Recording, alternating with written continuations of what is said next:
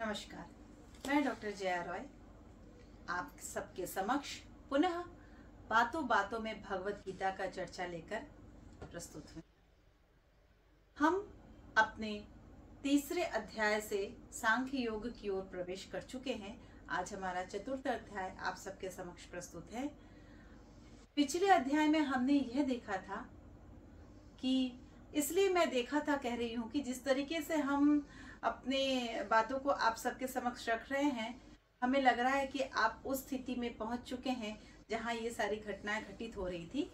तो पिछले अध्याय में हमने ये देखा था कि भगवान श्री कृष्ण ने अपने आश्चर्य एवं कटाक्ष अभिव्यक्ति से अर्जुन को झकझोरना चाहा या अर्जुन को जगाना चाहा।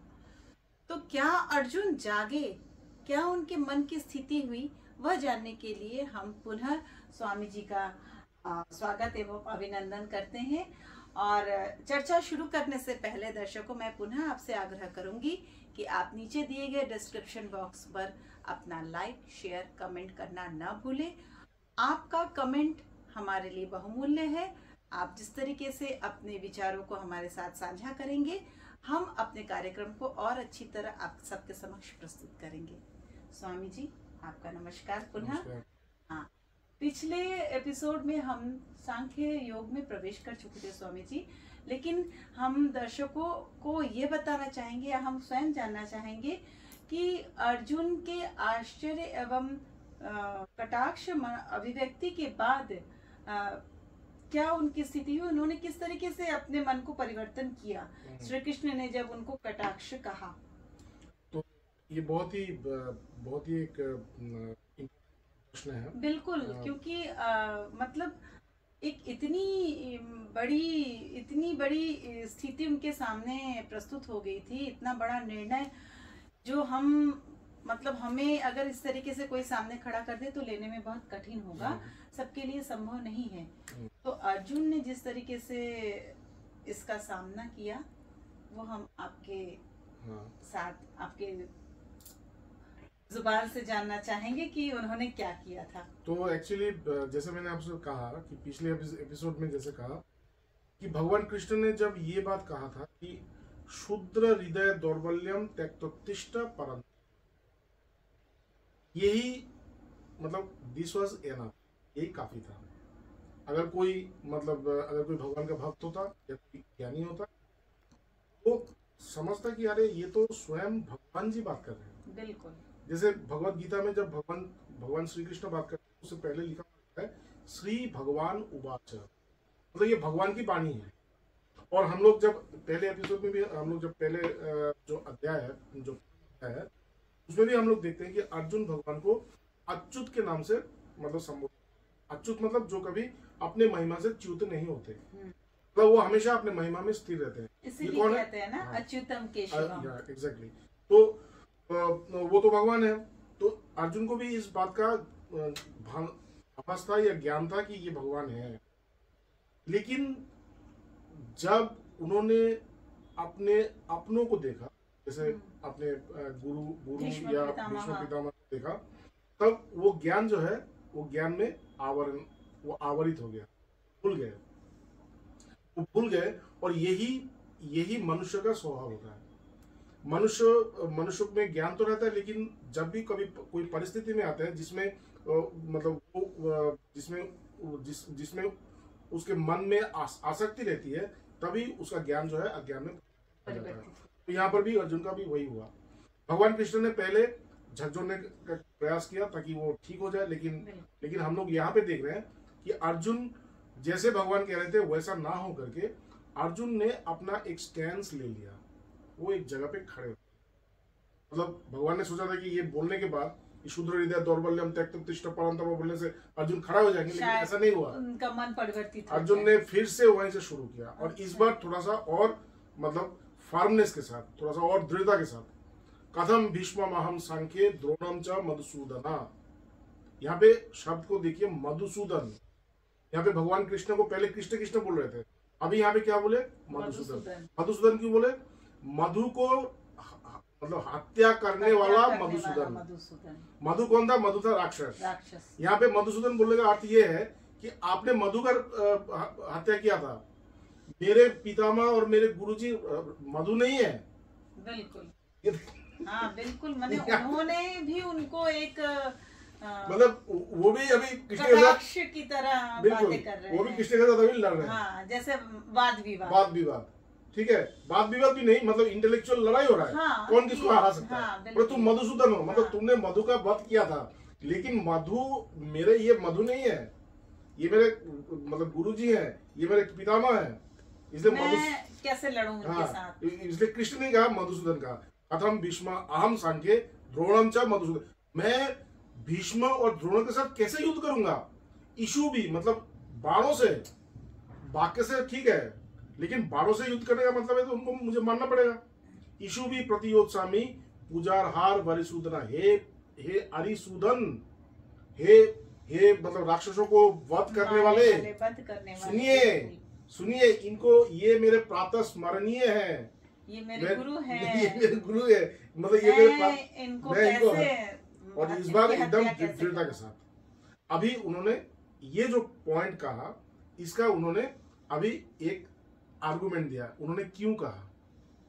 ऐसा मैं क्यों कहता हूं, क्योंकि जैसे हम लोगों का दो शास्त्र है, एक शास्त्र है ये अर्थशास्त्र, दूसरा है धर्मशास्त्र।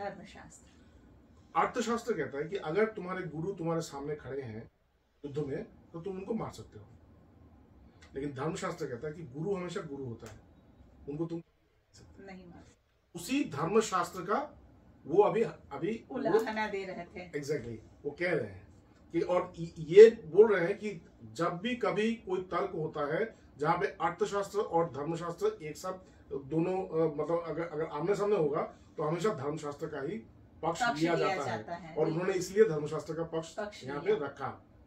गुरु न हत्वा ही महानुभावन श्रेयो भोक्तुम भैक्षम अपीह, बोले गुरु को हत्या करने से अच्छा है कि मैं सारा जीवन भिक्षा अन्न खा करके मतलब जीऊंगा, मैं भिक्षाटन करके मैं लेकिन मैं गुरु को हत्या नहीं कर सकता।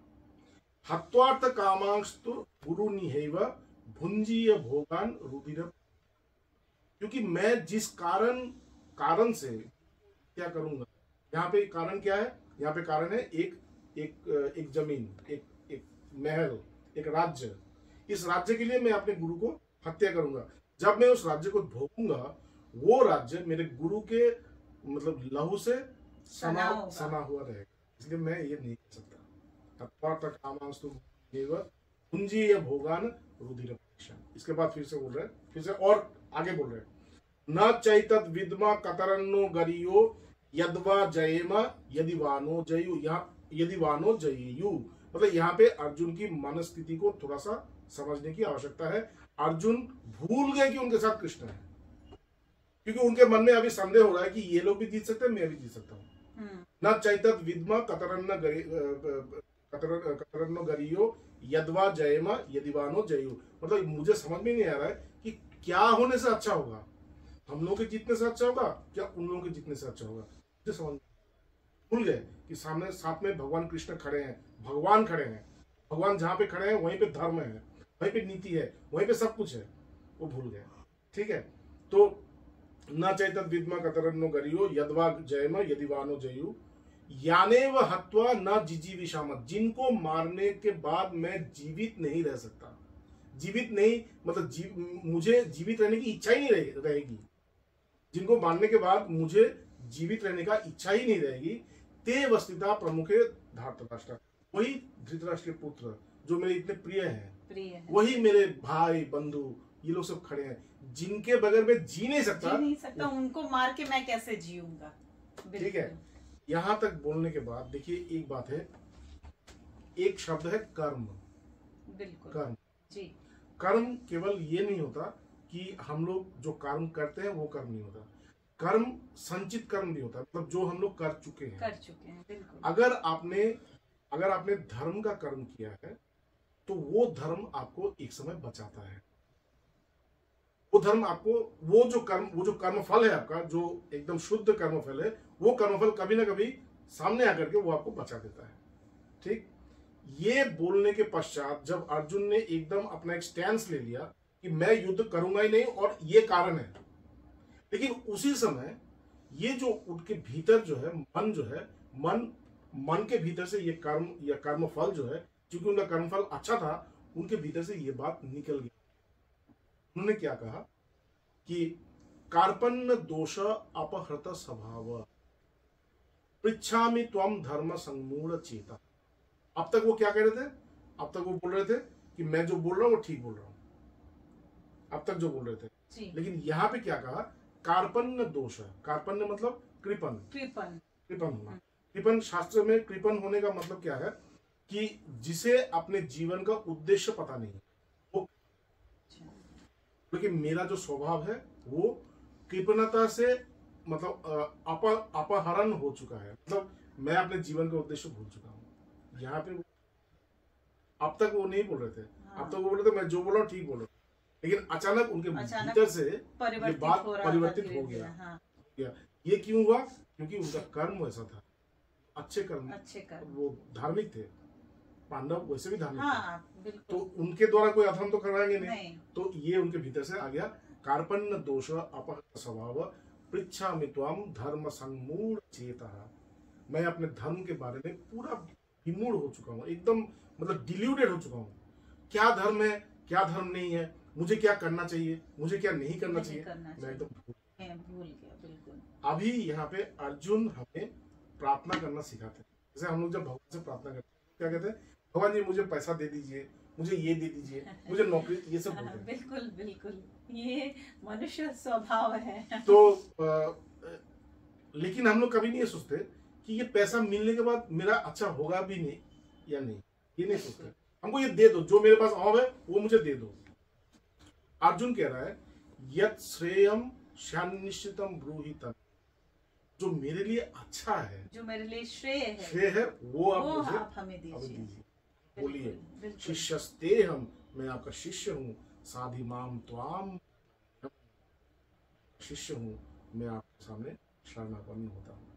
ये जो शरणागति उसको हुआ, समर्पण हुआ, इसके बाद ही भगवान ने शुरू कर किया। लेकिन इसके बाद अर्जुन ने अपने मन की व्यथा और थोड़ा सा आगे बोला कि मैंने जो इतना कहा इसके पीछे मेरे मन की व्यथा है, वो व्यथा को थोड़ा सा और उन्होंने कहा कि नहीं प्रपश्यामि ममा पुनद्यात् यत् शोकम शोषणम इंद्रियाणाम अवाप भूमा वसपत्न मृद्धम राज्यम सुराणापि चाधिपत्यम।